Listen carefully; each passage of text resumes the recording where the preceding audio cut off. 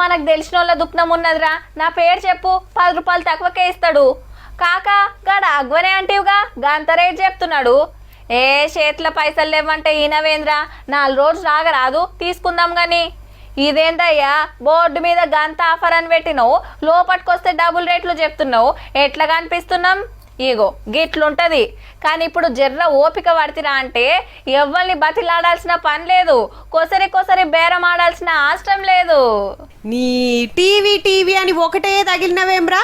22 తారీఖు తర్వాత కొందామని చెప్పినాగా. అబ్బా ఫ్రిడ్జ్ అని ఊకే సతాయించక జరా. 22 తారీఖు రాగానే తీసుకుందాం గని.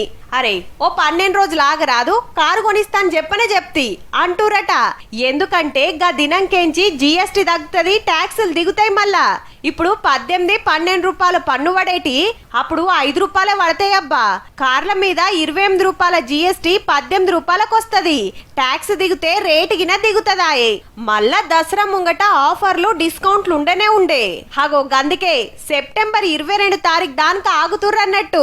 వాళ్ళు మీరు ఏసీ ధరలు ఏదో తగ్గించారు, ఏసీ ధర రేపు పెంచుతాడు. చేసిన బెనిఫిట్ అంతా కూడా రేపు వ్యాపారస్తులకు ఉపయోగపడే అవకాశం ఎక్కువ ఉంటుంది, కానీ వినియోగదారులకు ఎంత ట్రాన్స్ఫర్ అవుతుంది అనేది ఏండ్లక మనం ఎంత ట్యాక్స్ కట్టినామో లెక్కే లేదు. ఇప్పుడు ఈ ముత్తమంత దానికి ఆగలనా అని అర్జెంట్ అక్కెరున్నోళ్ళు ఏది కావాల్సి ఉంటే అది కొంటనే ఉన్నారు. GST పేరు మీద అడ్డగోలు పన్నులు గుంజి ఇప్పుడు జరంత తగ్గిస్తున్నారు అనగానే కొందరి సంబురం అయితే చిన్నగా లేదబ్బా.